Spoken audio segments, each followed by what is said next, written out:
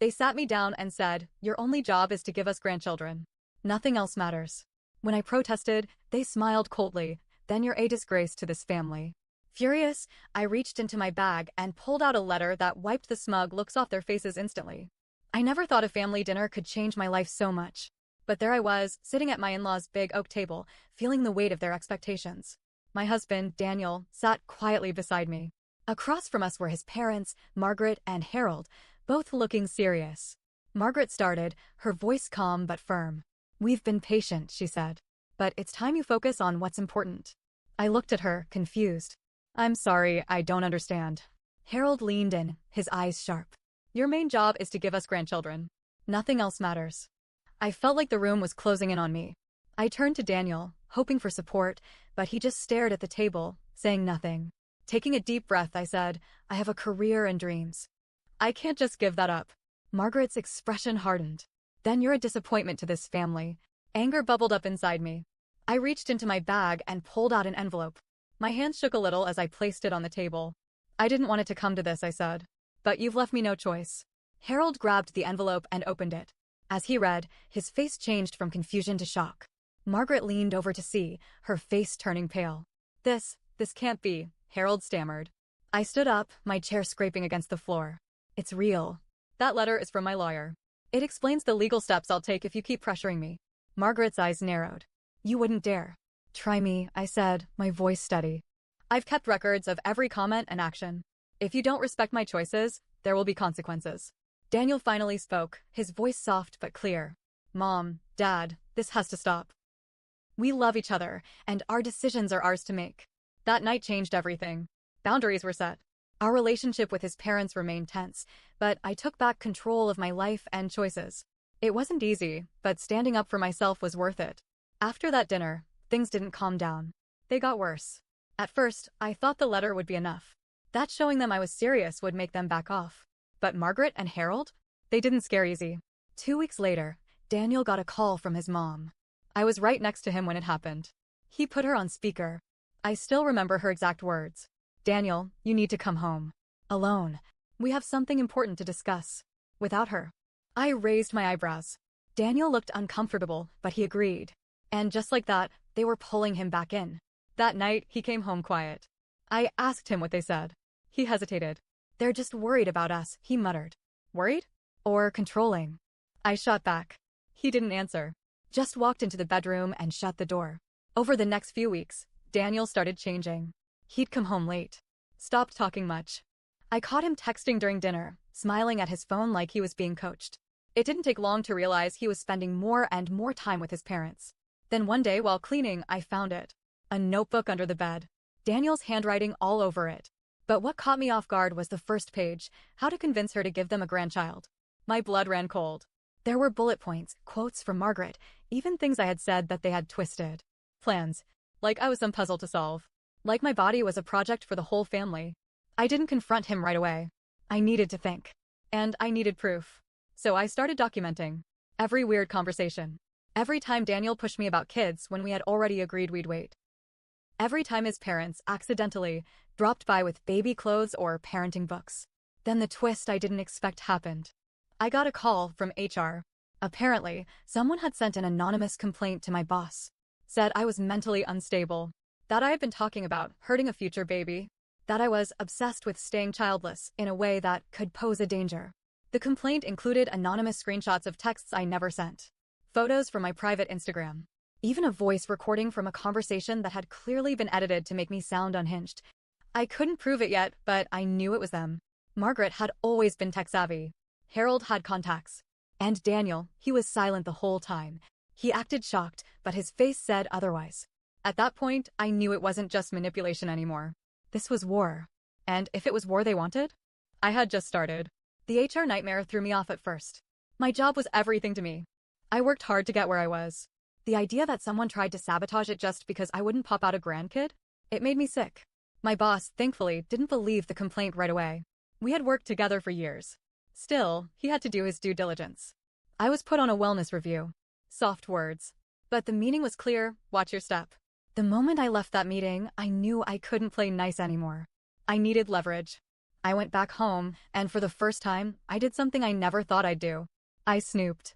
Daniel's laptop was password protected, but not the family iPad we both used. I knew he sometimes synced his stuff by accident. Maybe he thought I was too stupid or too trusting to ever check. He was wrong. There were emails. Dozens of them. Between him and Margaret. A full plan, dated back almost 8 months.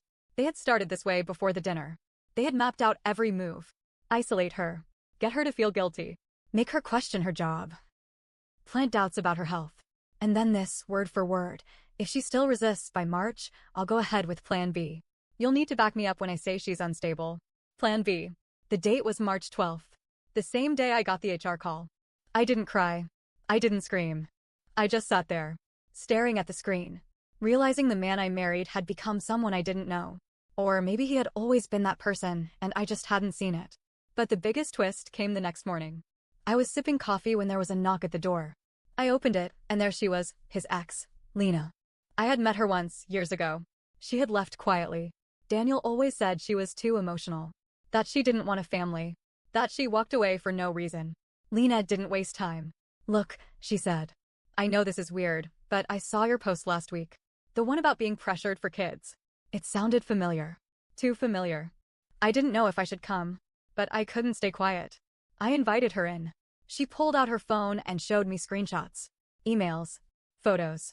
A voicemail from Daniel that could have been copied and pasted from my own conversations. I left because his family tried to get me pregnant on purpose, she said. They messed with my birth control. His mother tried to fake a fertility issue to get us to try sooner.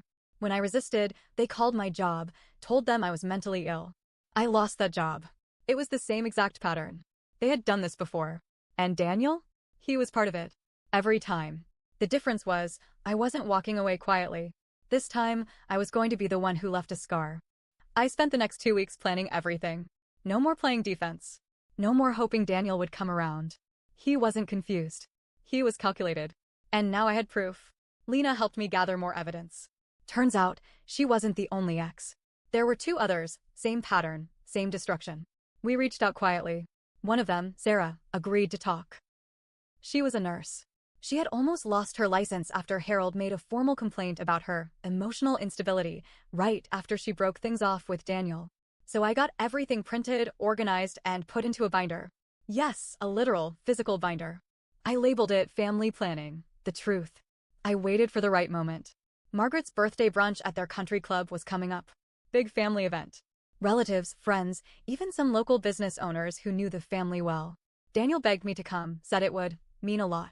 That was my sign. I walked in like nothing was wrong. Played the part. Hugged the relatives, smiled politely. Then, halfway through the meal, when everyone was relaxed and sipping mimosas, I stood up. I'd like to make a toast, I said, raising my glass. Margaret beamed. How lovely, dear. I took a deep breath, held up the binder, and smiled. This is not just a toast. It's a presentation. Because if there's one thing this family values, it's planning. So I planned something too. The room went dead silent. Let's start with a few emails. Emails between Daniel and Margaret. Planning how to manipulate me into having children. Planning how to get me fired. Planning to fake concern about my mental health. I opened the binder. Began reading, page by page. I didn't scream. I didn't cry. I read it like I was presenting a report at work. Daniel stood up. Stop. You're making a scene. No, Daniel, I said calmly. You made the scene. I'm just giving it a title. Harold tried to grab the binder. I stepped back. Touch me again, I said, louder, and you'll be dealing with my lawyer, not just your lawyer's weak threats. Gasps around the room. People whispering. Margaret was frozen in her seat, jaw clenched so tight her face turned red. Then I dropped the real bomb. This isn't just about me. This is a pattern. Lena, would you come in? Lena stepped forward from just outside the patio doors. She'd been waiting. And here's Sarah, I added. Another one of Daniel's exes who was emotionally destroyed by your so-called family values. She couldn't make it today, but she did send a written statement. Margaret's face went completely blank. Harold looked like he might faint. Daniel's mouth opened and closed, but no words came out. Then, finally, Margaret spoke. You think you're so clever? You think exposing us in front of strangers will make you look better? You're still barren. You're still selfish. That was it. The last piece of the puzzle. I turned to the crowd, full of business associates and family friends. Did you hear that? Barren. Selfish. That's how this family speaks to women who won't give up their identity. A woman from Daniel's cousin's table stood up. I lost my job last year because I chose not to have kids. If your family tried to ruin her career, they're monsters. Others began murmuring. Some stood and left. One of Harold's oldest friends said, I always wondered why Daniel went through so many unstable women. Now I know it wasn't them. The fallout was instant. Daniel tried to pull me aside. I didn't let him. Margaret stormed out, dragging Harold behind her. Their perfect image? Shattered. Daniel sent me 1,000 messages over the next few days. Apologies. Excuses. Voice notes. The works. I didn't respond. I filed for divorce. Quietly. Efficiently. The HR investigation at my job? Dropped. I handed over evidence of the fake complaint. They apologized. My boss even offered me paid leave to rest and reset. For the first time in years, I felt peace. I kept in touch with Lena and Sarah. We became something like a little recovery group. Not just from Daniel, but from people like him. People who think they have a right to decide what your life should look like. Sometimes I still get angry. Or sad. Or both. The betrayal stings. But mostly, I feel strong. Because I didn't let them win. I stood up, and I made sure they'd never forget it.